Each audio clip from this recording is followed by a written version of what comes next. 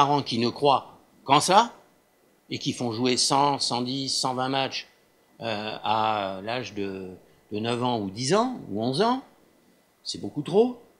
Et donc, ils privilégient le classement.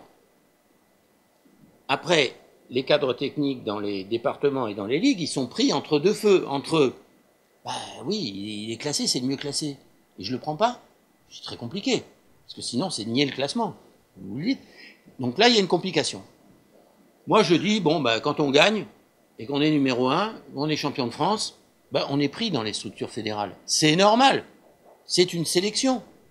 Il ne faut pas nier le phénomène. Là, on n'est pas dans le... On va supprimer le bac, où on le donne à 83% des enfants. Puisque tout à l'heure, j'ai dit que c'était quand même, par rapport à la pyramide, il y avait peu d'élus. Mais on s'en garde, sous le coude, à la potentialité. En disant, celui-là, il n'a pas fini sa croissance. Celui-là, il a commencé qu'il y a 2 ans. Celui-là, il est dans un club où il ne joue pas 3-4 fois par semaine. Il y a des éléments. Il ne faut pas être omnibulé par le classement.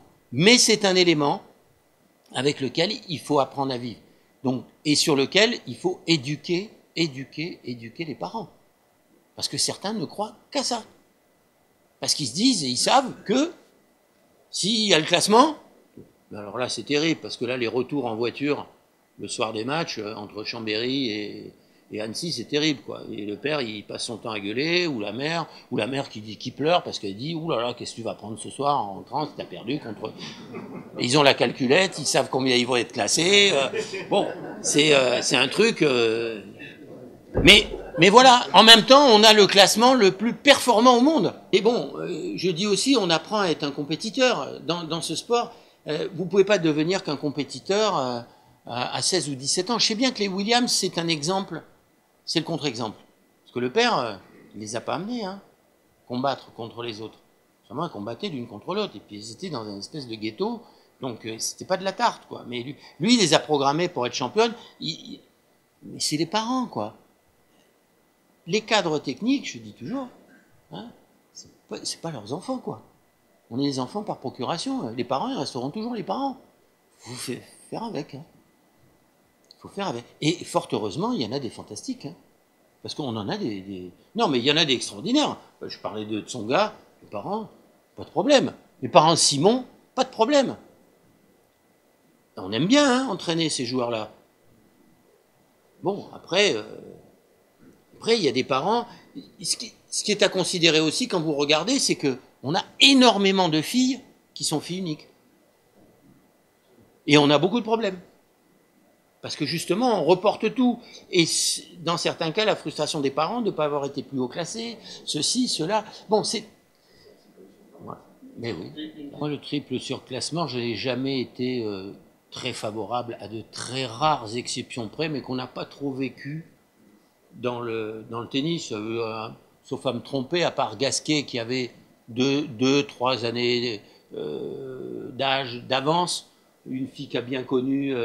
Xavier, c'était Tatiana Golovin, et comme par hasard, pas vraiment française, hein, d'origine au départ. C'est pas, encore une fois, je l'ai dit tout à l'heure, c'est pas très français d'être très en avant. Bon, il faut pas brosser. Ça change quoi? Ça change rien. Martina Hingis qui gagne les juniors de Roland Garros à 12 ans et demi. Mais nous, c'est pas près de nous arriver, ça. Mais ça peut arriver. Parce que le hasard fait que. Mais on n'est pas obligé d'aller vers cette tendance-là à outrance. Moi, je ne suis pas pour. Laissons faire les choses. C'est pas ça qui changera fondamentalement. Vous savez, encore une fois, ce qui change les choses, c'est que l'enfant ait confiance, qu'il gagne, qu'il joue contre qu'on le prépare pour certaines échéances. Mais c'est pas à 11 ou 12 ans. Très souvent, si vous prenez tous les palmarès des dernières années, depuis 20 ans, c'est pas souvent ceux qui gagnent les championnats de France à 11 ou 12 ans qui sont les meilleurs. Que je sache, Amélie Mauresmo a jamais gagné un titre chez les jeunes. Et pour autant, elle a été numéro 1 mondial. Bartoli, contrairement à ce qu'on croit, parce qu'on croit qu'elle est sortie comme ça après, elle a gagné, elle a été championne de France junior, elle a gagné des tournois de 15-16 ans. Hénin a gagné tous les tournois français. crois même qu'elle a gagné les Princes du Lac ici. Elle a gagné tous les petits tournois, Auray et tout. Bon, elle était précoce. Et puis il y en a qui ne l'étaient pas, comme Amélie ne l'était pas. C'est le développement morphologique qui fait ça. Et autant certains, on peut les encourager à le faire, autant d'autres, autant les garder là. Là, pour être tout à fait précis, en ce moment, il y a une réflexion et même un système qui se met en place dans le tennis, qui sera peut-être imité par d'autres sports après, c'est le fameux âge réel.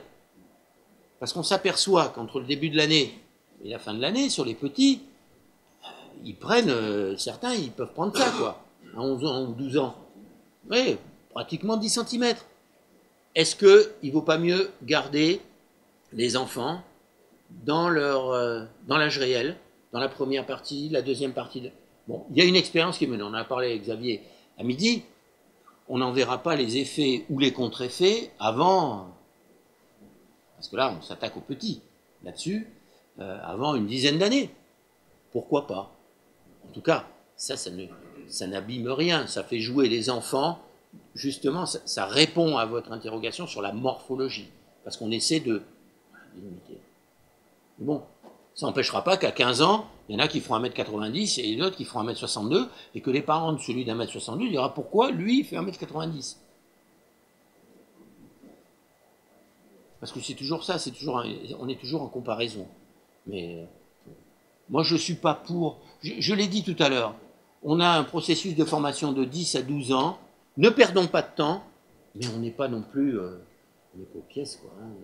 Et on sait que, en France, de toute façon, il faudra qu'on passe par un certain cap tombé pour mieux rebondir et être plus fort. Je pense que dans un peu tous les domaines, en France, on passe par ces étapes-là. On est un peu comme ça. Et c'est après qu'on atteint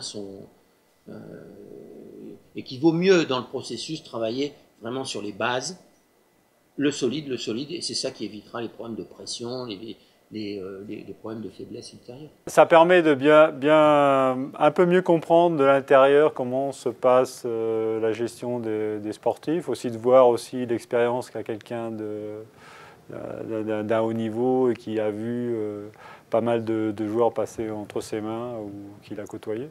Il nous a, au travers de cette soirée, par de nombreux exemples, donc des gens vraiment très concrets, illustré le développement du tennis et la manière dont la Fédération française de tennis s'est structurée pour essayer de fournir, on va dire de manière assez régulière, des champions. Surtout une vision, comment dire, du schéma, surtout de formation, de comment ça se passe, du club jusqu'au haut niveau. Et c'est ce qu'il a très bien expliqué, que malheureusement, il y a beaucoup d'appelés et très peu d'élus jusqu'au sommet. Patrice Dominguez a une vision à la fois d'homme d'expérience, mais d'homme qui pense, qui réfléchit et qui n'est pas dans un esprit de doctrine. Il a souvent des points de vue ouverts sur beaucoup de thématiques, tout en ayant des certitudes basées sur l'expérience. Et c'est très enrichissant d'avoir son expérience ce soir. Le tennis est une passion qui se partage. C'est un duel sur le court, mais c'est une tranche d'amitié. On joue au tennis avec des amis, on joue contre des adversaires, mais finalement, qu'est-ce qui reste de tout ça? C'est le souvenir d'avoir partagé un grand moment ensemble. Et je crois que ceux qui ont la passion de ce sport et qui sont venus la partager au hasard des histoires que j'ai pu raconter, partagent le même enthousiasme. Et on se retrouve un jour dans les tribunes, dans un petit club, dans un grand club, à l'occasion d'un grand match. C'est le sport de toute une vie, le tennis. Donc moi, c'est mon cordon ombilical avec une belle histoire.